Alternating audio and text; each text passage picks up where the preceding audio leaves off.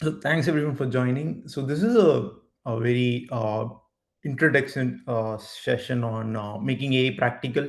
Uh, Hope you're doing well. First of all, welcome to this virtual workshop. My name is Vasant, and I'll be your guide for this session. I'm a software engineer at Amazon, and yeah, whether you're joining from home or school or anywhere else, excited to have you. Uh, Yeah, so this session is like very basic introduction to AI and understanding what practical applications of AI are available and how it's being used by us already in day-to-day lives. Um, but yeah, we'll go through the examples and different types of AI and probably have some basic AI. We'll use some basic AI tool to build a model and see how it gets trained on a predefined data set and how it predicts based on the data set that we provided it. Um, yeah, by the end of this workshop, you will basically understand what AI is, how it works, and create your own AI project using a Google provided teachable machine tool. No coding or computer science background is required for this session. So yeah, just a little bit of curiosity and we'll proceed. Um, so yeah, so this is a before we get started, let's see what are the applications of AI and where we have already used it. Uh, I'm going to say a few things, and you guys can either drop a message or just say yes or no to yourselves, and we will see how closely we are interacting with the AI on day-to-day lives. So, for example, have you ever used some voice assistants like Alexa, Siri, or Google Assistant to help you answer? So, generally, we use it every day in the morning for listening to news or checking what's the weather. We don't really need to interact with our phones directly for that. You can just use a voice assistant, just like a common application. So, if you have used it, yeah, uh, that is a common application of AI. Have you ever watched a recommended for you movie on uh, video streams like YouTube or Netflix? Have you ever used Google Maps or Waze to navigate to different locations? Um, Another common application is, this is probably the most used AI personally for me. Whenever you type in some message in WhatsApp or Messenger, it autocorrects. The tool autocorrects itself. So that is a form of AI that's commonly used by folks every day. Today we are gonna just uncover and see how it's actually working behind the scenes and build a vision AI ourselves in this workshop. Uh, yeah. So before we go deeper, we'll decouple what artificial intelligence actually means and why this term actually came into existence. So artificial means it's made by humans. It's not existing on its own. It's completely made by humans. Intelligence means the ability to learn and make decisions. So if you just put together, it just means that machines like phones and computers learn to think and write, learn and think like how humans do. So let's see. So I would say the best example for understanding AI is like training a dog. So when you get a puppy, as a 2 month or 3 month old dog, generally they don't know any tricks. But at first, it it's like a clean slate. Starts as a clean slate. But by the time you show it how to sit and how to give a treat every time, it learns over time. That's what we call as training a dog. So AI works the same way. Giving a computer a list of instructions, we show it lots of examples, and it figures out the patterns. It it just learns what to do by practicing, just like dog. Uh, so another example I can give is like riding a bicycle or like solving a puzzle. So initially we don't know how to do those tasks, but eventually we learn, and then we practice, and then we get better at it. So when you unlock your phone or using your face, right, or get a video suggestions that just feels perfect for you, so those are AI working behind the scenes and making a very smart guess based on what it has learned using predefined data. uh, so yeah, let's go to the next slide. So what are the types of AI and what it can actually do? uh, so yeah, let's look at some categories first. I would like to break. So AI is a very broad term. It's used in all facets in every communication, every conversation these days. But there are like different types of AI. I'd like to just decouple what are the types of AI and what are the applications of each AI, so that whenever we interact with an AI in the future, or like going forward, we will be able to decouple that and understand how it's trained on and how it actually works behind the scenes. So the first A is vision AI. This is a AI which can see. So it's like an AI with an eyes. It can recognize faces, read traffic signs, um, count how many people are in the room. You use this AI to unlock your phone using your Face ID. So these are like, so as I told, these have many applications. So one of the cool applications that I actually like is there is an Amazon Go store. You can just drop by and just pick up anything and just leave. So you don't need to have any human interaction there. You just um, log into your app, enter the store, pick up anything you want, and leave, and it will automatically bill you. So how AI works is how the technology is built is using a vision AI, so that will be able to map uh, the products correctly, and also able to detect objects correctly. Um, People uh, detect the face and the object correctly, and it will be able to map the product to the person, and you'll be able to bill accordingly. Second one is really common. This is text AI. This is a type of AI that reads and writes. So this is used in spell check. It's used in finishing your sentence. For example, you go to Google and, I mean, Gmail, and try to like frame a mail. Most often than not, Gmail will give you a prediction like what you're going to type. If you type the tab, it will be auto filling the content directly for you. So that's like a form of text AI.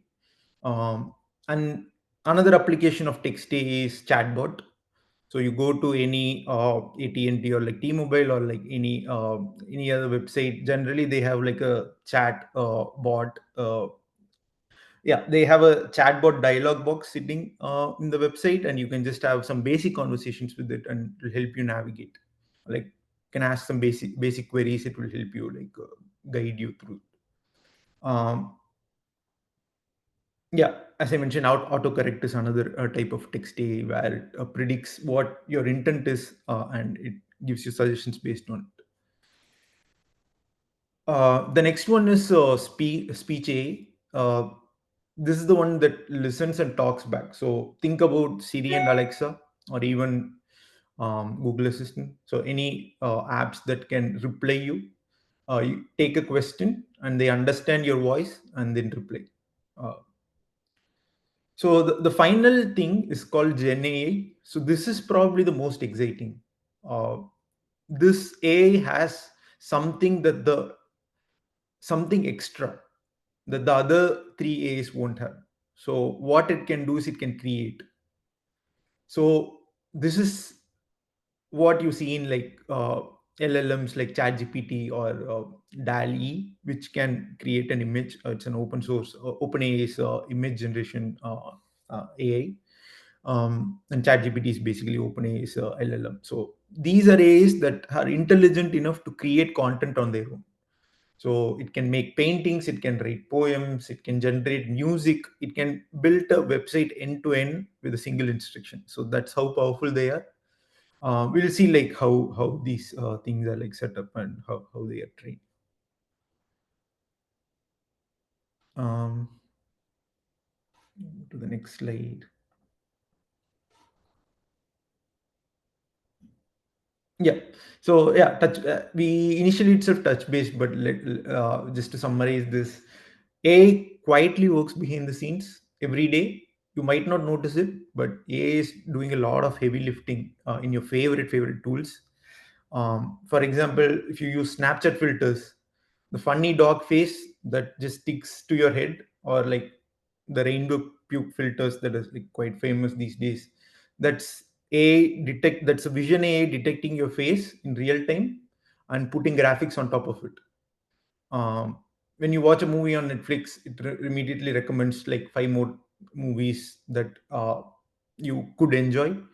That's AI learning from your viewing habits and then picking out similar things. Same with YouTube. uh, Google Translate. This is a very interesting application of AI. You speak something into your phone and you get a full translation in another language in 15 seconds. That's AI understanding your speech and converting. So it will take up the speech, convert into text in real time, and then translate into a text accurately in another language. Um, Another one is like a self-driving car. I mean, we have seen like Tesla's Rivians drive on its own. Like most of the cars are having these applications these days. So how it works is they do have like physical devices like sensors and cameras, but sensors and cameras cannot make decisions on its own. It needs some kind of an intelligence on top of it to make those decisions. So that's where AI comes into picture. So AI tells when to stop the car, how to stop the car, is a pedestrian crossing, should I stop the car in a red signal. So those kinds of decision making will be done by AI. So when going forward, what you can do is whenever you encounter an AI, just see like what kind of AI is it. Is it like a vision, is it like a text, is it speech, or is it using gen AI technology. So if you start thinking this way, it will help you really understand how the different forms of AI are interacting with this, and also what kind of data might be used to train those, and how it could be like trained behind the scenes. So it's like an interesting thought process you can have going forward whenever you encounter some kind of a gadget or an application in real life. So what we can do right now as part of this workshop is it's a very simple hands-on tool that was provided by Google called Teachable Machine dot with google.com. I'll paste the link of this in the chat. Guys can open it on your computer. Uh, so what it helps you to do is it has some basic frameworks pre-built inside it. So that gives you three options. One is you can upload an image, or you can turn on your webcam and do some gestures. You can have an audio project. I think you can just upload some sounds, and it will be predicting what kind of sound it is after it's trained, and then it is like post project. So teach based on images from files or on your webcam. So for simplicity purpose, we will use the image project here. uh, so you can click image project, select standard image model. So what I would recommend to do is turn on your webcam. So create class one as something like, for training purpose, I already have the data set with me. Like I have like 30 images of smiling faces and 24 images of frowning face. So what I would recommend the audience to do is create something like thumbs up class one, and for class two create something like thumbs. down. And what you can do is you can turn on cam and take 30 photos of yourself with the thumbs up uh, view, and 30 photos of yourself, I mean your hand with thumbs. So what AI will do is, once you have uploaded the photos and click train model, it will start generating uh, it will start generating a model which you can feed in inputs, and it will be able to give whether your hand is a thumbs up or thumbs down based on the trained data set.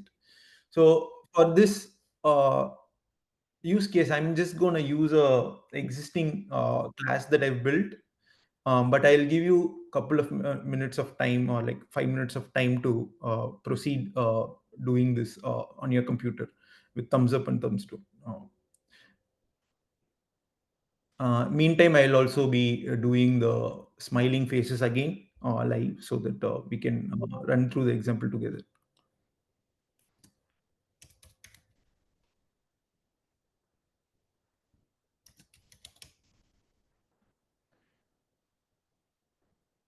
Let me know if you guys have any issues of opening the website and accessing it.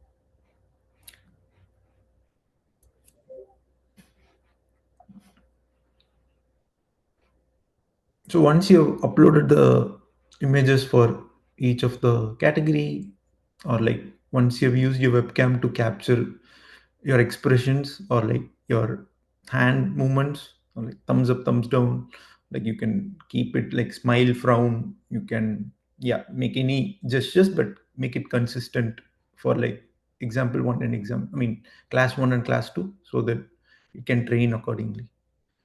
So once you have the images, I would say upload at least 20 images for each category, so that it's able to recognize it to a decent extent.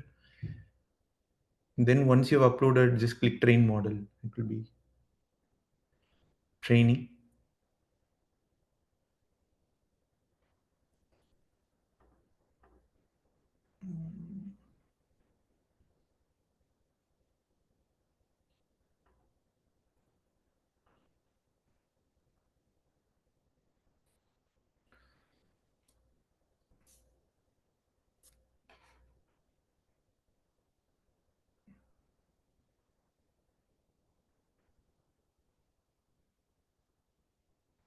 So as you can see, um, I trained the model. I uploaded a frowning image. It's able to predict 100% that this uh, image is a frown. This suits the frown example. Um, I will choose a smiling face now.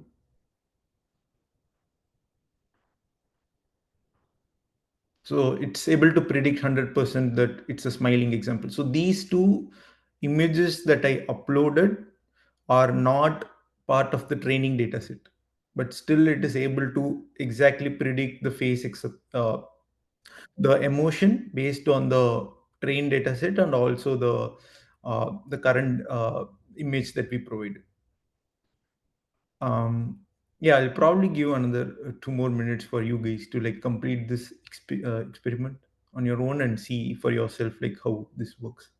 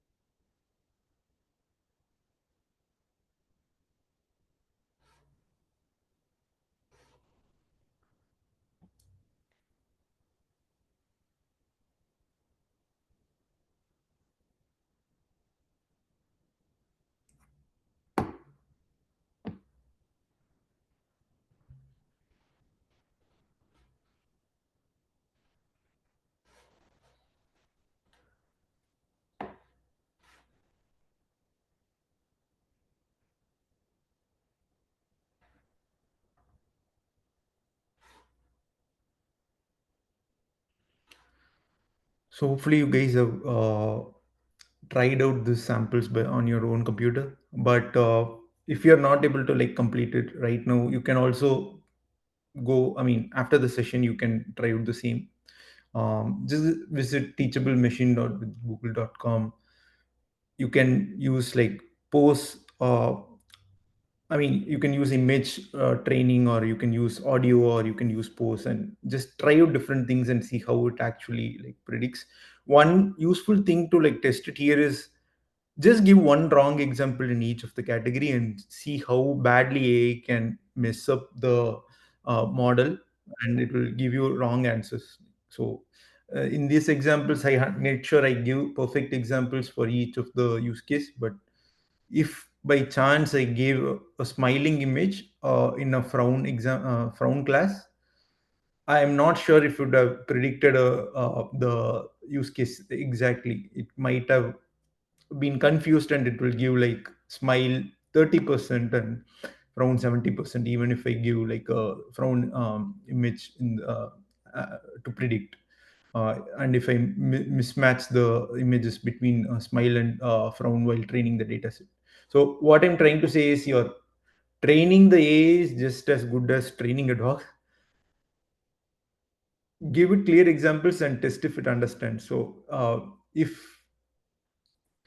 by chance you're giving a bad example, it will have a model that is not great at predicting, and it will got start hallucinating. So that's when a hallucination comes into picture. So your data set is your source of truth, and make sure your data set is always right and strong for your use case. Mm, if drop in the time chat, I mean Zoom chat, if anybody needs more time, else I'll proceed with the next slide. But as I mentioned, like offline, please try out these tools. There are many tools, not just a teachable machine. There are also um, probably I can drop in the Discord channel after the workshop. There are a few Gen A training tools also, the text-based Gen A training tools that you can just randomly upload a data set to it.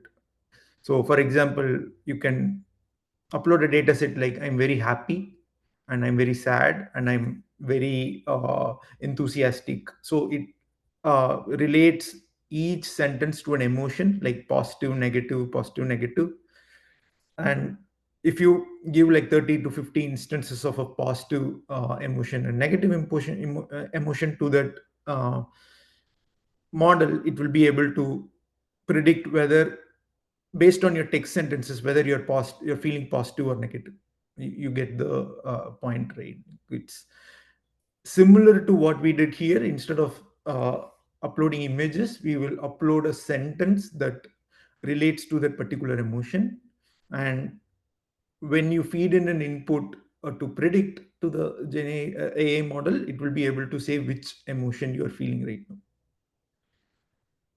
So most of the AI works similarly. You have a data set, you pre-train it, and then you provide a data set, provide a input to it. It will be able to predict based on your training data set. So what we are seeing in terms of like models, I mean the used models like ChatGPT or DALL-E are trained extensively to incredible levels before the end user comes into picture. So these are just like regular AI models that we are using. Those are having a neural network layer on top of it. So neural networks are like complex AI models that you use human like yeah, networking within itself. So there are like multiple nodes on it, and the training is like extremely complex at that layer, and it will be able to make really smart decisions and like predictions based on. Mm, but yeah, I'll share some links offline for the folks to like keep trying these experiments offline. Um, Going to the next slide.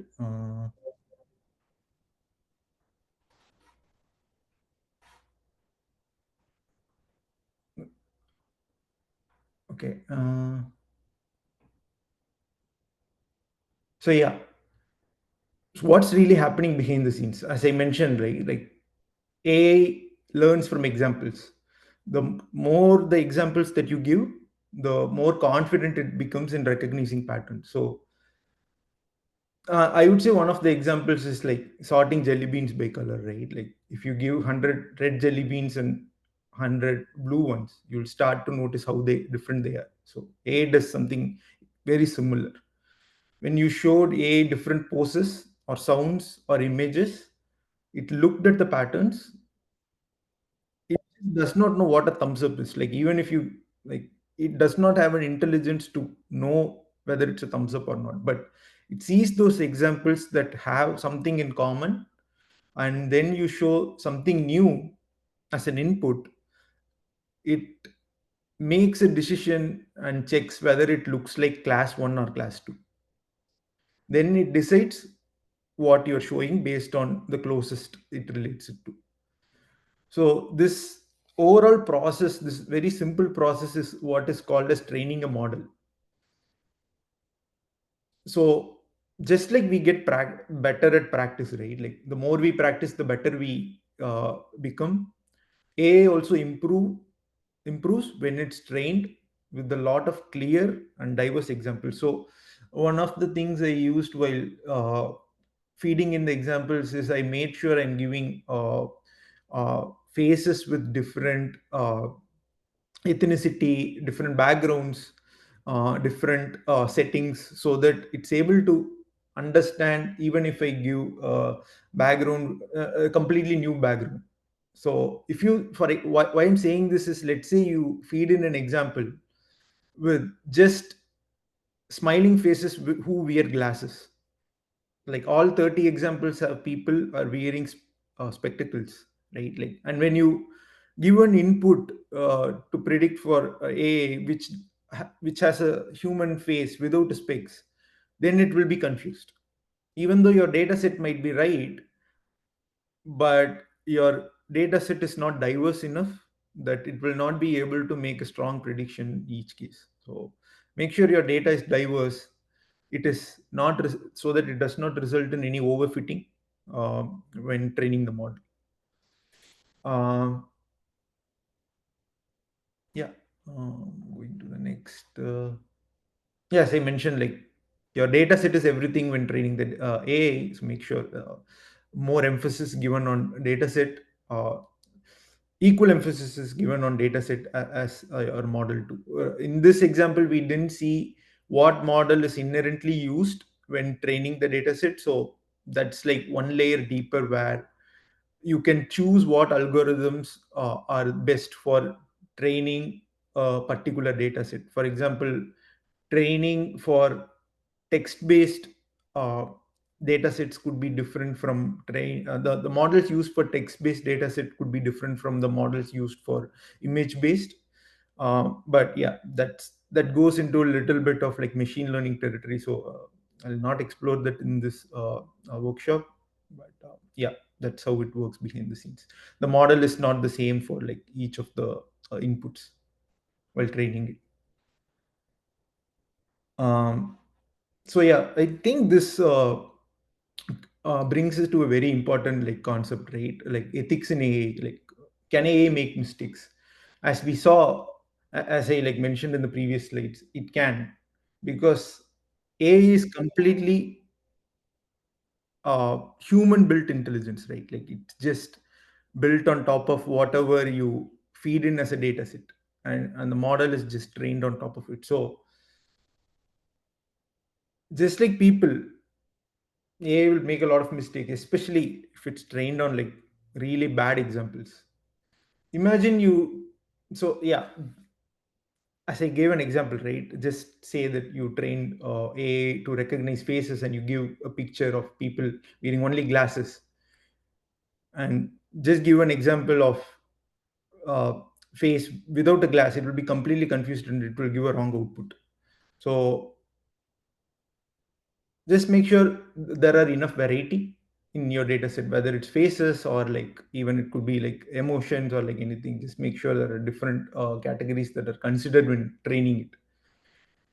If we don't do that, it will be biased. And so that's where the question of bias in artificial intelligence comes, which could eventually lead to treating people unfairly or leaving out a particular section of people.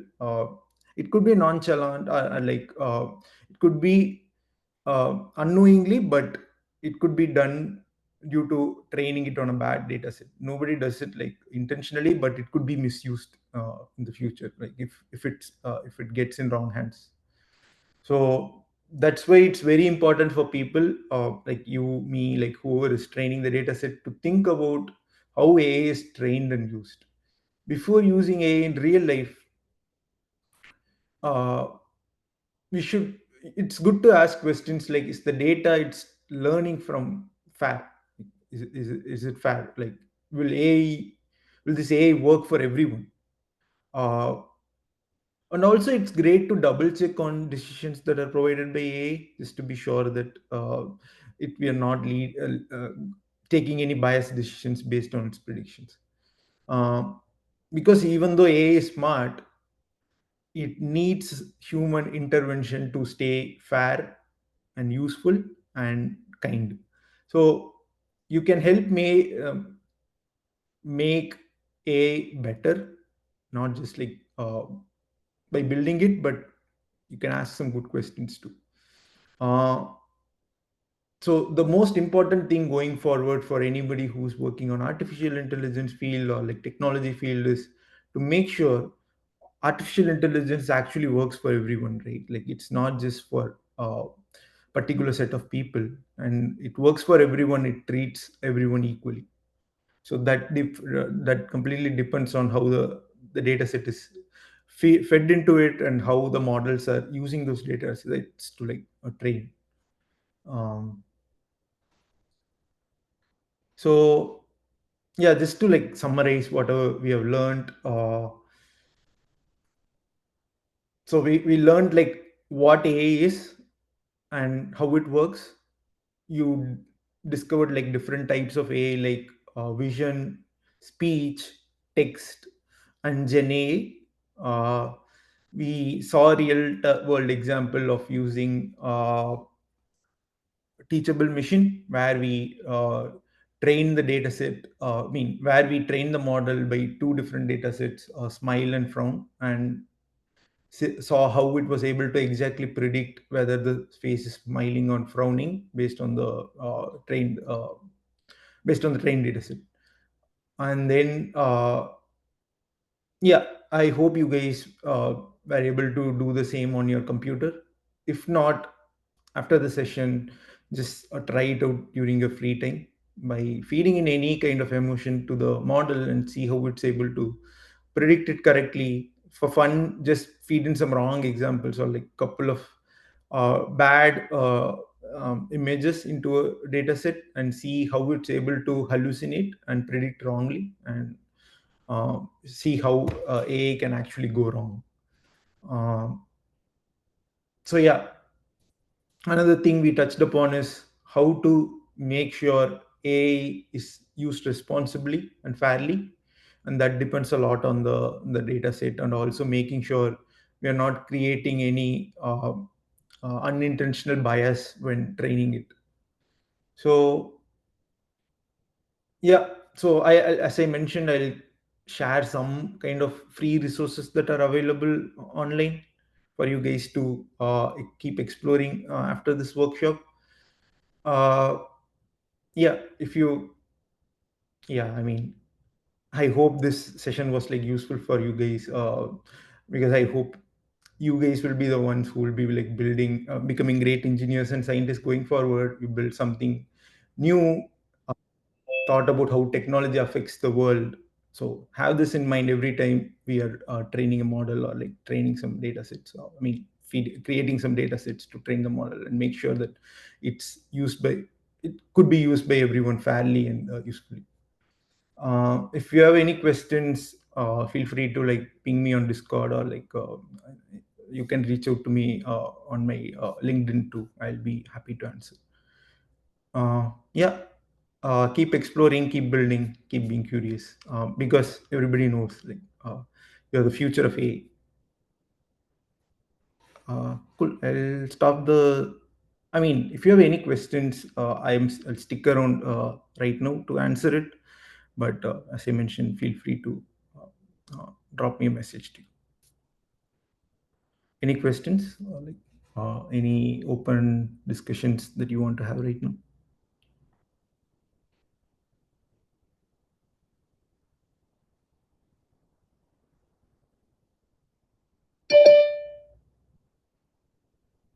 Okay, great. Thanks, guys. Have a good day. Okay, Okay, sounds. sounds Thank you, Basant, for the workshop.